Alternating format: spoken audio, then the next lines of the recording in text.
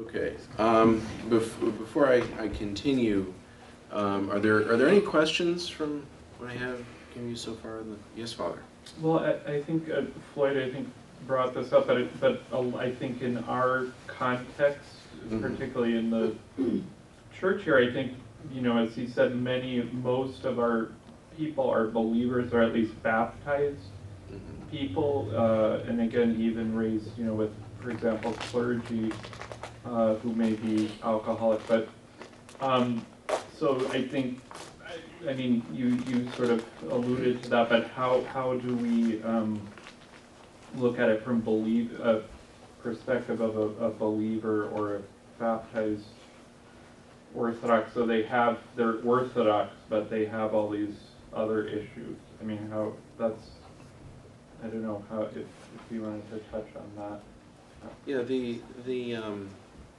the underlying problem is that we have, like what Floyd has brought out, that these conflicts between what we believe intellectually versus what we react to on a lower level. You know, all of this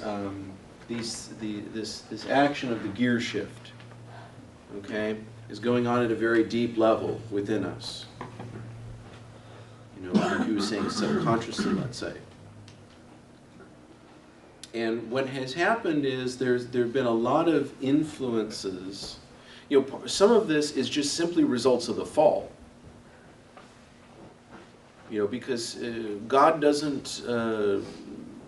usually doesn't appear to the average person directly. It's not like, you know, you're praying really hard one day and then, you know, as a Christian, everybody should expect that at one point Jesus shows up and says, "Hi, I'm Jesus." And I really exist, you know. That's why miracles are important. Signs are important to us. Is that we're weak because we just don't see any of this. But you know, what has happened in the fabric of our society, and I mean that as much here in Alaska, and it could be out on the Aleutian chain, or it could be in downtown LA where I come from, is that, you know, societies are disintegrating because the faith has been undermined. You know, and you look at what has gone on here. There've been purposeful. Now I see in the case of my family, I'm going to talk about my ancestors, okay? And I am ketchup.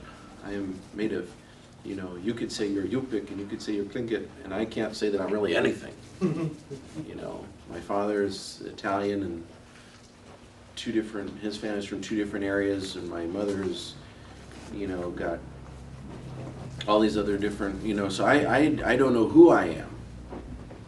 But, you know, where I live, you know, people don't worry about that because we actually have, you know, things that we've used to replace identity.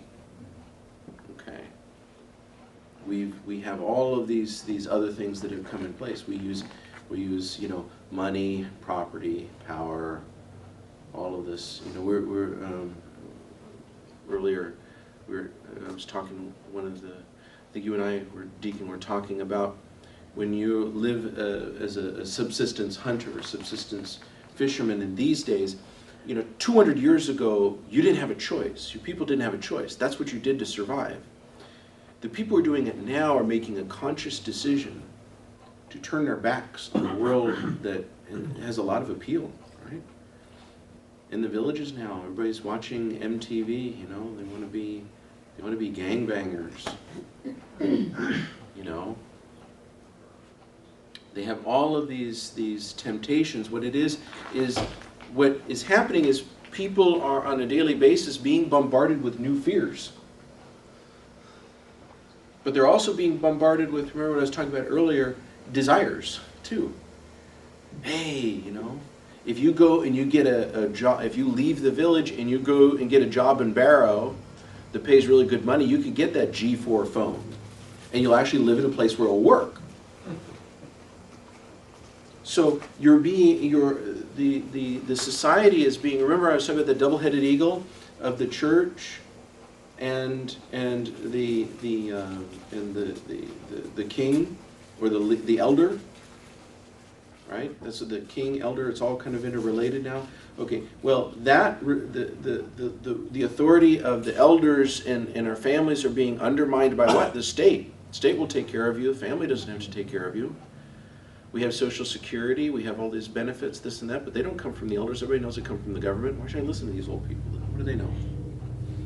And at the same time, church, why should I listen to them? We have all these people, they go to the Protestant church and they got cool rock and roll music and bright lights, and the preacher has PowerPoint. Since when does an Orthodox priest use PowerPoint? You can imagine they take one of the icons out of the iconostasis and just put a white screen in there. I mean, these are all of these things that have undermined.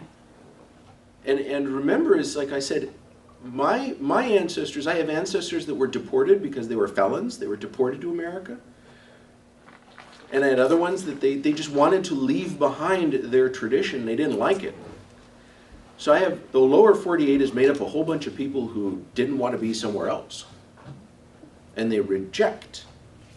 So you have a bunch of people that are used to rejecting.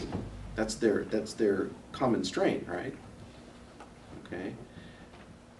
The needs, however, we all need to have God.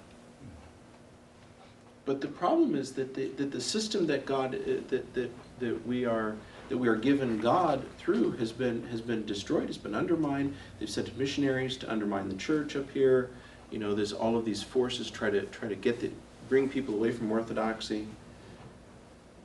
And so the church is being challenged. The traditional families are being challenged, eldership.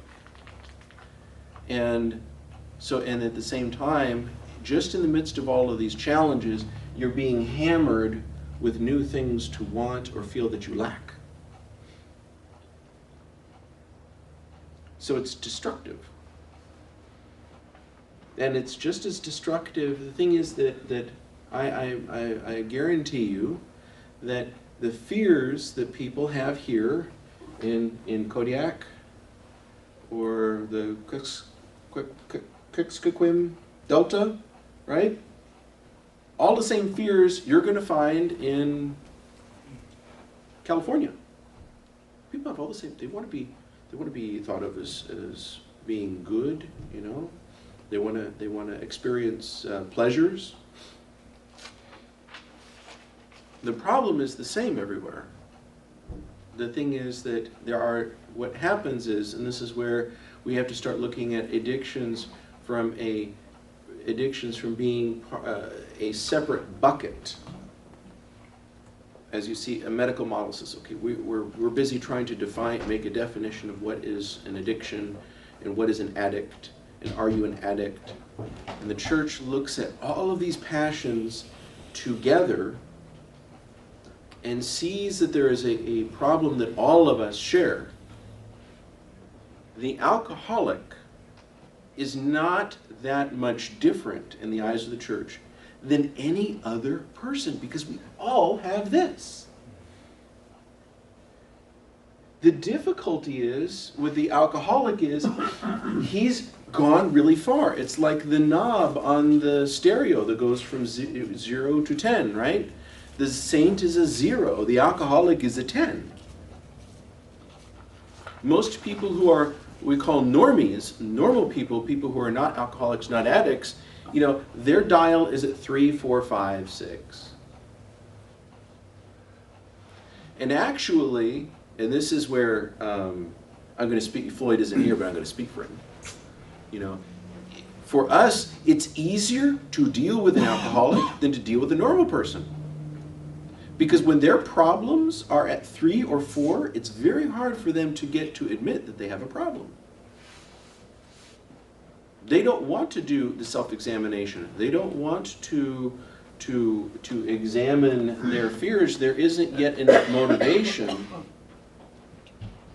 to examine it, as opposed to an alcoholic who has really obvious signs that he has a problem. It's a little bit easier to kind of wake up and say, you know, I don't belong here. I'm in this pig pen. I want out. But it happens in, you know, my next presentations will be about the recovery process. This looks, I know this looks very bleak, because you have to wonder is when you've gotten your gears completely out of whack and you don't know right from wrong and you don't know how to do what is good, and you're busy avoiding it, and you know every time you try to do something right, you end up right back into your addiction.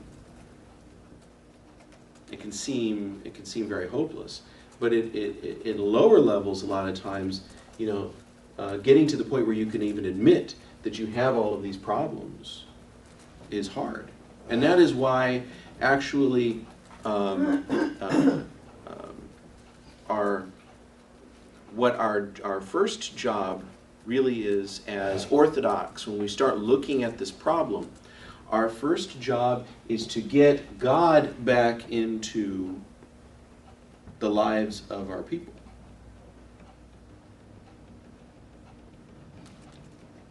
And that is difficult when the church has been... That is difficult, as long as it's not my phone. No, that's definitely not my phone. You know, when the two institutions of the elders of our families, our cultures have been undermined, and at the same time our church has been undermined, we have to look at this as a problem, not just of treating addiction, but what? Evangelization.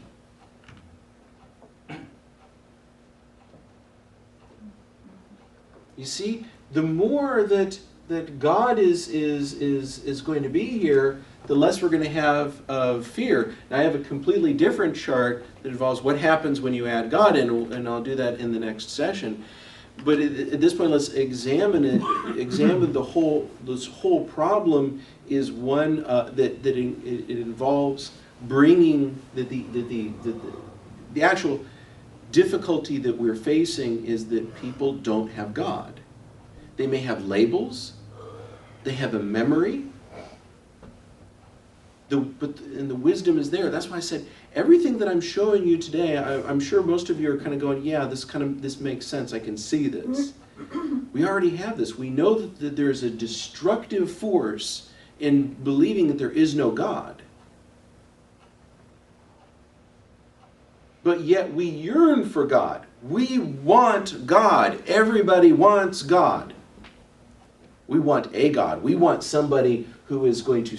We are looking for salvation from our fears. And this is why every time that atheism has been tried, what does atheism do? What's the first thing that atheism does when it takes over? It attacks the Christians. And what's the second thing that it does after it attacks the Christians? It sets up a new religion. How many of you have seen old, Soviet propaganda art? Maybe. Little, probably, we all are exposed to a little bit, But it was very powerful in its time. Why? Because it was dealing with people who had just come out of, at least in the Soviet version, they had come out of Orthodoxy. They were used to images. They were used to rites, the liturgy. Those are banned, so what do? You don't have the icon of Jesus Christ anymore, you have the icon of Lenin and Marx. And if you have room, you put Engels on there. And then you get Lenin. Or you have your Stalin. You start adding all of these new images, these new gods. And we don't wear crosses anymore? No, we have medals with pictures of these guys in the Red Star, hammer and sickle. And they look cool. A lot of Westerners collect that stuff, The Soviet art they did some really neat stuff with aluminum with gold plating on it. they created the rites. You know, those big parades in Red Square where there's all those soldiers, you know, goose step, and they've got their rifles and their, you know, party congresses. They created a false god. And our modern world has created these false rites as well. We have the rock concert. You know, look at how many in the early stories of the church, how many of the interactions Christians had with pagans occurred where? In the arena. It was the television of its time. The rites of the pagan world were these entertainment rites. You know, when you see that movie with Gladiator, you know? Remember that those gladiatorial games were religious rites. That's why the guy says, I'm going to give, you know, all these games in honor of my father who died and everything else. They had a religious element to them. So now what's going on in our communities and everything else is we're having these new rites are being piped in. We get them through our television, our internet.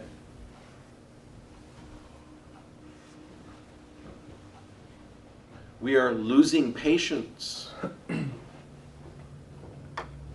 We don't wait. You know, it used to be you wanted an answer, you write a letter, you stick it in the mail.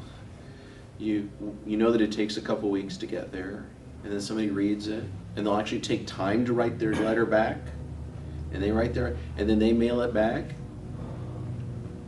We're used to communication used to take months. Now it takes what, seconds?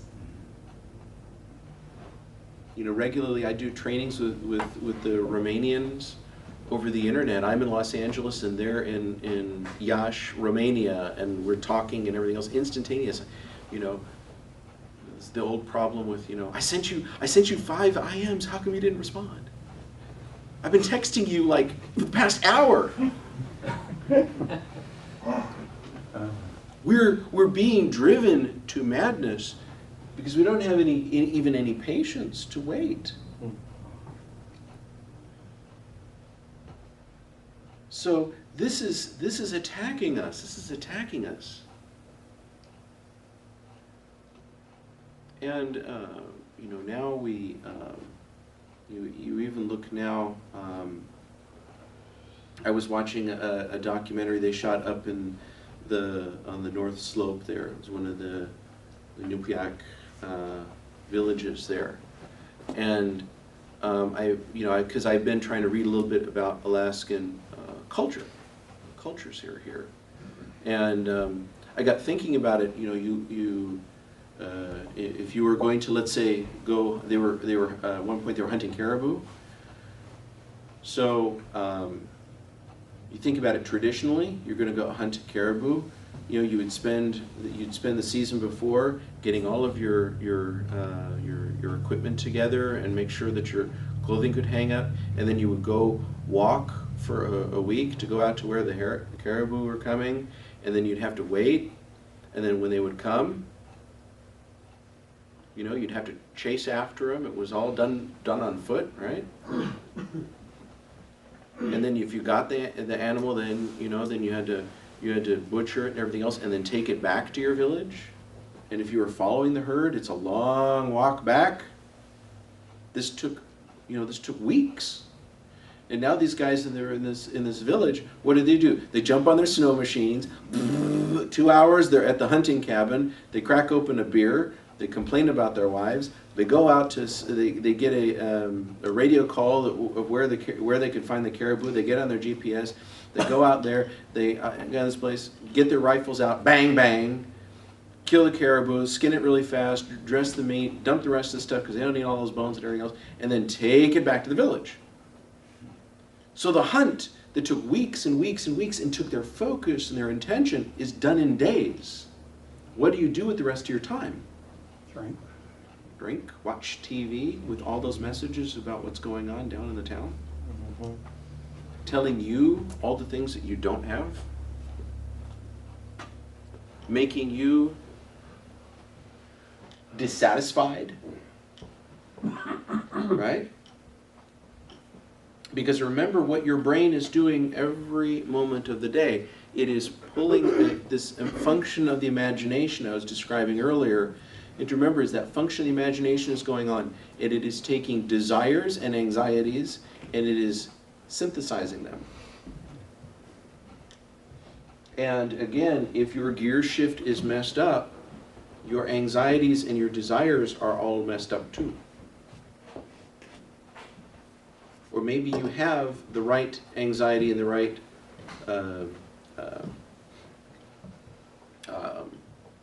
you have the right thing, but you don't know how to act on it. Or when you have the wrong thing, you think it's the right action. Everything is all confused. And this becomes even worse. There's another metaphor that I've used to describe this problem. When I was in seminary, the seminarians all the mail came to one address, and you get a big bundle of mail, and then they had boxes, for all of those little pigeonholes, And so one of the seminarians' job was to sort the mail and put everybody's mail in the right slot. Okay, so it's similar to this. He's kind of low. Hope he makes it. When our minds are going and we're going through this process of thinking, we like to have labels to put on how we're going to deal with our problems. And this is a function of like our higher brain and our lower brain, and we have this lower brain that creates our instant reactions, and the upper brain that kind of thinks about it. And that's why we have an emotion. An emotion is a way to shut your brain off. You realize that, right? Your brain shuts off when you have an emotion. And it's helpful. Like, for example, if you see a car coming, your upper brain is going, well, look, the headlights are this far apart, and it's probably going at this speed, and the lower brain goes, there's a car coming, jump!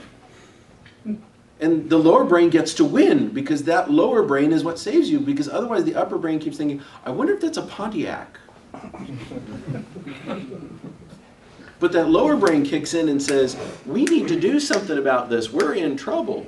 This is that stress. Clicking the gears in. So every day our minds are receiving, our awarenesses, let's say, are receiving messages. Remember the body, soul, and spirit, right? We are receiving bodily sensations. Then we have thoughts about them. Maybe we do have a spiritual intuition, a spiritual image that will come to us. Sometimes we have good ones, sometimes we have bad ones.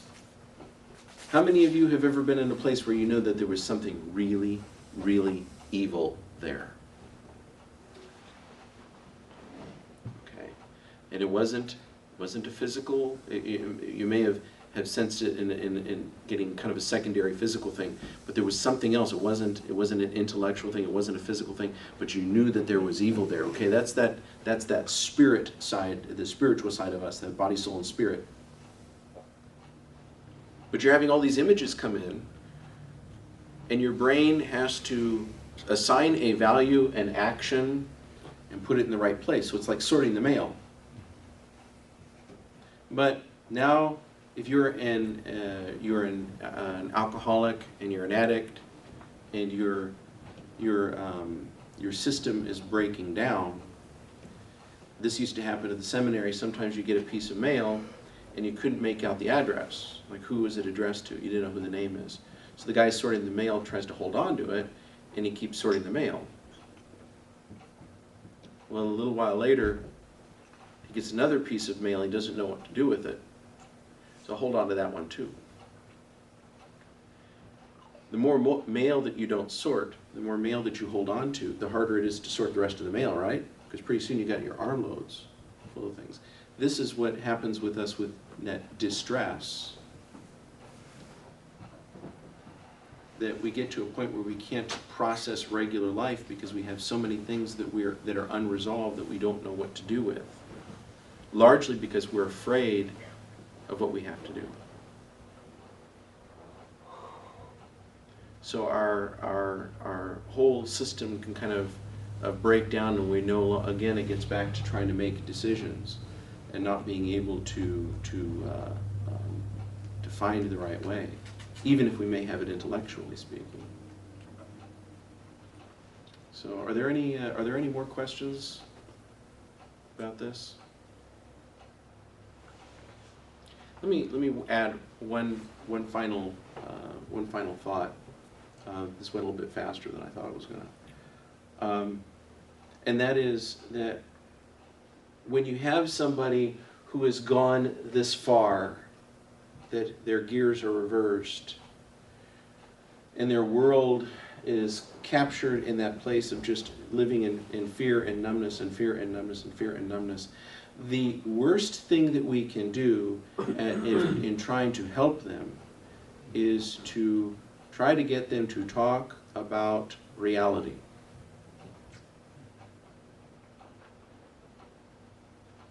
Out of all of what I've just described here, what is the one thing that is absolutely real for the addict or the alcoholic or anybody who's in trouble? Pride. Pride? Mine is, Yeah. because one of the things that I find myself, especially on a daily basis, my pride will kick in along with my self-reasoning why I'm right and you're wrong. I mean, my self-reasoning skills are so strong that my pride will take over, even when I'm wrong. Even when I'm wrong. Pride is probably one thing that I realize that I'll stumble over. It says no drinking, it says no tobacco use on this property, but yet, in my reasoning, I see it, and my pride thinks I'm better than them because they're doing that and I'm not. Or it's like, well, maybe if I just go drink a little bit. But my pride, for me, I'm realizing how easy it trips me up, and I find the weirdest things to be proud over. And one of the things that I've had to work on is like in the kitchen here, because we live in a community, I'll put a spoon there, I'll put a cup there, and then pretty soon everybody's done the same thing, but I'm not going to do it because I'm tired of doing dishes. I become very slothful, and that's my pride saying, I'm not going to do that. Somebody else do it. So I'm totally amazed at how my pride, whether it's false pride, will keep me going back to fear no matter what I do. I mean, since I've been here, I've been able to look at my pride and how fearful I truly am, and how proud I am. I'm proud to be a Tlingit, but yet it's the Tlingit people who physically, psychologically abused me. It wasn't anybody else. It was my people.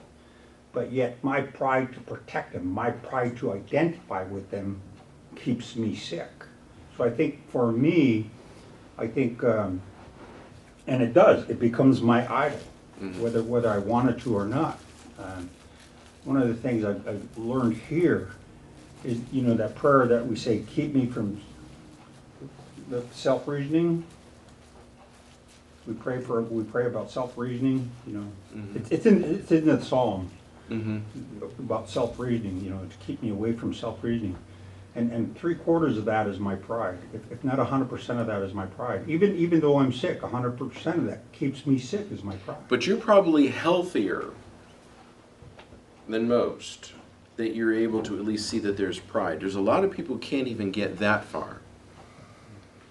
And usually when you're dealing with somebody who is an addict or an alcoholic, they're not going to admit that they have a drinking problem.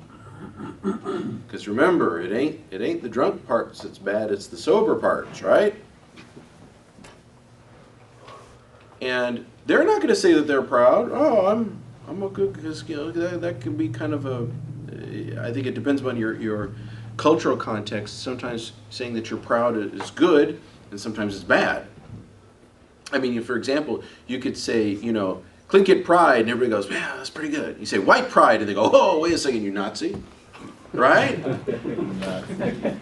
So, I mean, but So you know, this is part of what you have the ability at this point. You're introspective enough to realize that there is a problem. But somebody who is in the throes of this disease, they're going to be too scared to admit that these are problems.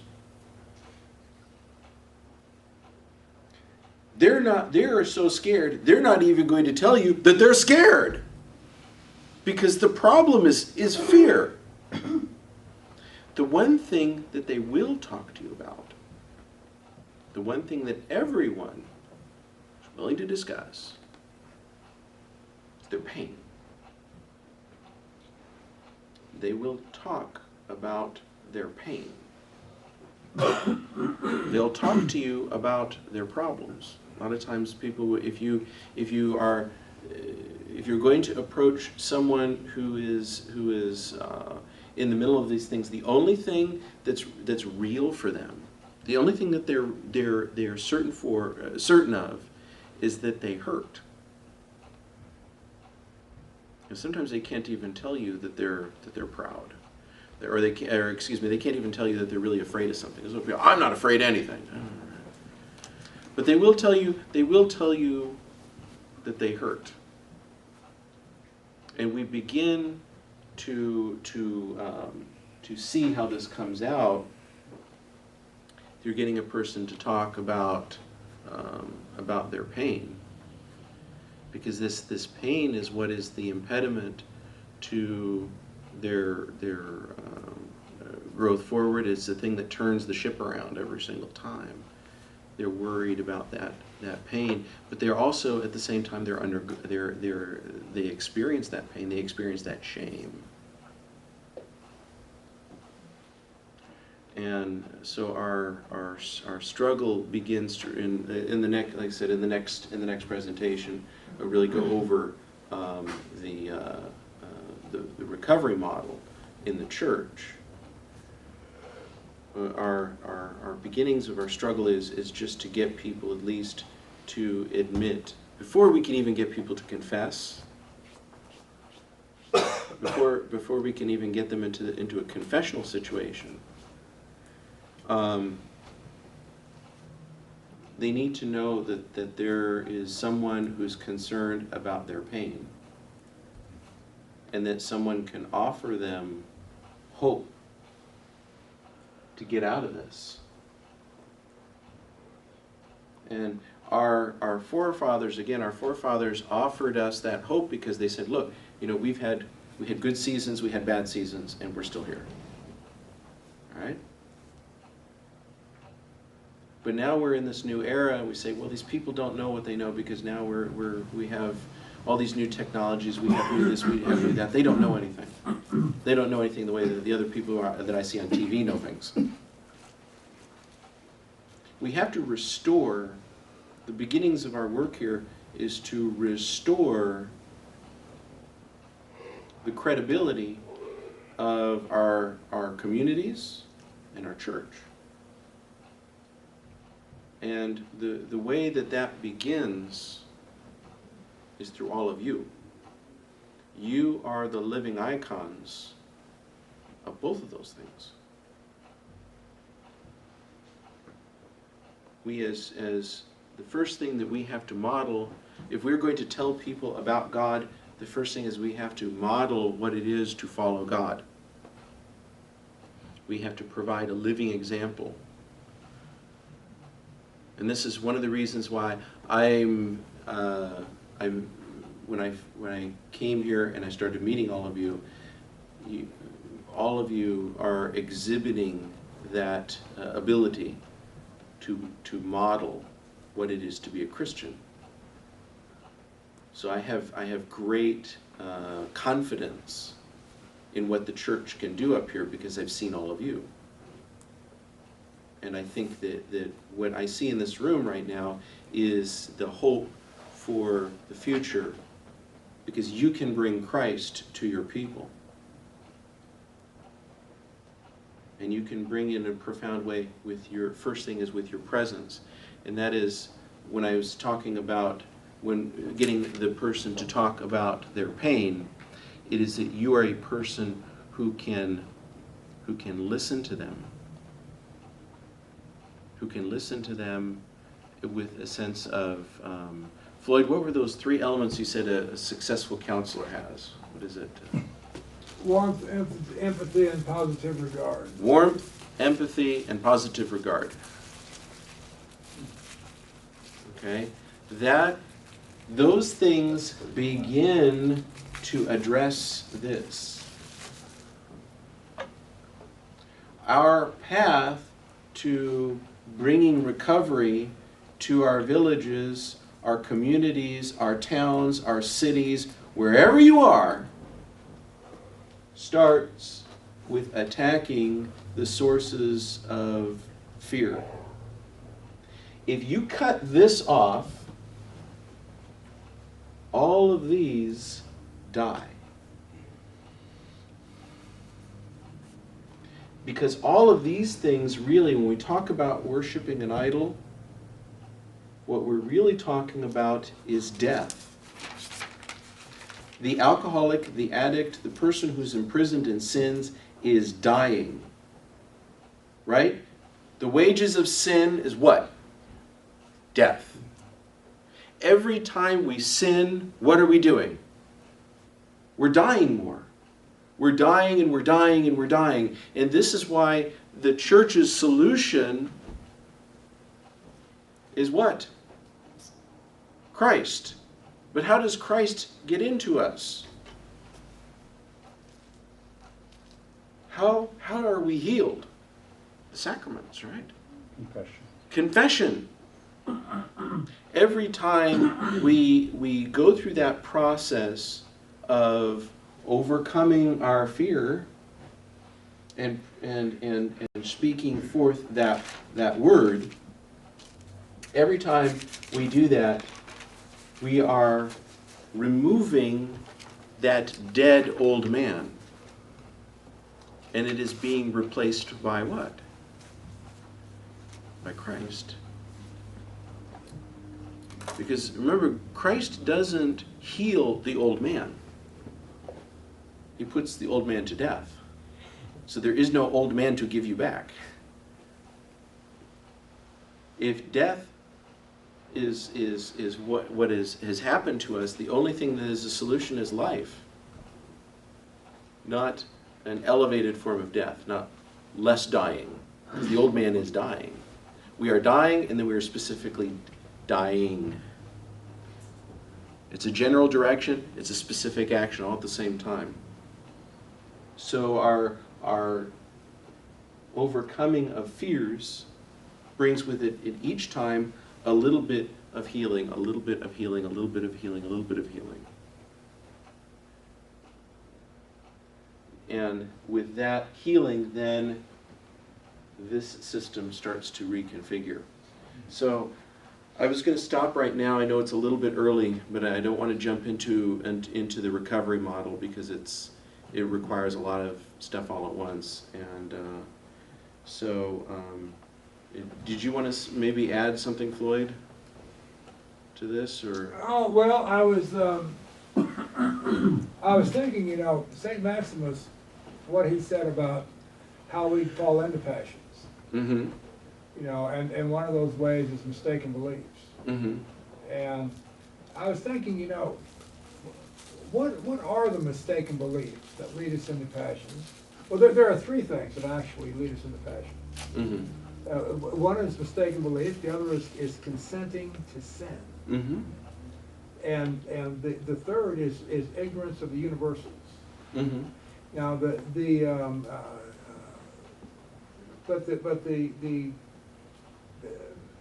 how we consent to sin and our mistaken beliefs. What are those mistaken beliefs that allow us to consent to sin? Well, mistaken beliefs. This is I think one of the most. I mean specifically. Hmm? Specifically mistaken beliefs that we have. The primary one is that there is no God. This is ultimately at a very deep level is that God will not help me. That's why I said there is no God, because God by definition is the one who helps. So God is not there. He is somewhere else. He is apart from me. He's not going to save. But I think as far as the one of the where how do mistaken beliefs come into place, practically speaking, is I think the how does the human mind, here's the thing, Floyd, is I dealt with some heroin addicts. For and- example, okay, yeah. for example. All right. Okay, for example, on television, Mm-hmm. okay, we used to get cigarette commercials. Mm-hmm. The cigarette Salem's are relaxing, Mm-hmm. or Cools are relaxing, you know. We would get these messages, Yes. okay? So if we believe that, that's a mistaken belief.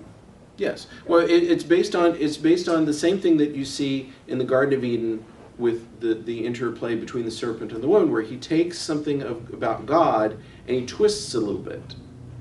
So this is what the devil does: is he takes small things and he twists it just a little bit. So it's good to relax, but you can take it too far, and you have the McDonald's motto: "You deserve a break today." Says who? What did you do to deserve a break today if you haven't gotten off the couch? You know? Well, I've been on this weed, man, for 14 hours. I do deserve a break. Look at my thumbs. Right? But you're absolutely right. The problem is that there is a confusion, a total lie doesn't work. It has to be a little bit of lie and a little bit of truth. Just a teeny bit. Just a teeny little lie is all it takes to just push things a little bit. And it goes further, and that is that human beings have a learning curve. We have a learning process. And the learning process is you do it, and if you survive it, it's okay, and if it kills you, you don't do it again. And what happens with I was getting back to the issue about dealing with a heroin addict. Let's picture the heroin addict, any major city, and you could pick San Francisco, Seattle, Anchorage. He goes down an alley in a bad neighborhood. He meets a man he's never known before. He gives the man money, and the man gives him a plastic bag with a little ball of, like, let's say black tar heroin, or just black yucky. He takes it home, he puts it on a spoon, he lights it up, he takes it in a syringe, and he sticks it where? In a vein in his body. And now, somebody who's like me, who's like kind of an arrogant, that's the craziest thing I ever heard of, Why would any reasonable person do that? Well, it's because he's done it before and he survived. The addict gets so far into these mistaken beliefs generally because he's survived them. They don't kill him instantly. We say the wages of sin are death, but unless it happens like you drink the beer and the lightning hits you instantly, it's very hard to get people to understand what a slow death is. And this is the horrible thing about, and this is not in your case, but there are people who have horrible things that are done to them, and they will turn around and do them to somebody else, and you think that they would know that it's so bad that you would never do that. But it is part of this broken, our broken humanity. Something is not functioning properly. And the worst of it, though, is that we can do things, and like, for example, those people who harmed you, the reason that they did it, they could get away with it. Ultimately, they did it because they could get away with it. But that's the truth of most of our sins. We do them because we can get away with it. The Old Testament teaches us this. If you look at we're talking about the law at lunch, remember? The law of Israel, right? Okay? If you were a robber, if you were somebody who came up to somebody and beat them up and took their money and walked off, you had a punishment. If you were a burglar, if you broke into people's houses when they weren't home, took their stuff, what was the punishment? Death. Why? Because the robber, he commits his sin in front of everybody. God, man. He says, you know, I want your wallet. Give it to me or I'll hit you. But theologically speaking, the worst offender is the burglar. Why? Because he's afraid of the eye of man. He's not afraid of the eye of God. So in terms of the Old Testament, the man who's the sneak, the guy who's conducting his sins in secret, is the worst kind of person. He's an idolater. He gets the same punishment as somebody who reads cards or sacrifices babies to Molech. He gets a death penalty. He gets the punishment of a murderer, rapist. Because he disregards the eye of God, and in the Old Testament, that was the absolutely worst thing. And now if you think about it in terms of what we're dealing with, if our people, and us personally, if we all stayed in the remembrance of God, what would happen to all of this stuff? It dies. It withers away. So our primary task now is to bring God back into our homes. And we do that first as being priests. See, you don't have to necessarily be an addictions counselor. You don't have to be able to sit down and do formalized counseling. If you can simply get the people in your parish to acknowledge that God is actively involved in their lives and cares for them and loves them and will help them and is the one that they need to turn to when they have fear, you will kill all of this stuff that leads to alcoholism. If you try to fight these, this is the real trick with the problem of this chart right here, is if you crush this, it's like water in a plastic bag. You grab one corner of the bag and it goes all the way over to the other side. I've had this how many times where people that I've been dealing with who are addicts, they can stop drinking, they'll do something else. They'll medicate in some other way. So we had in one parish that I was dealing with.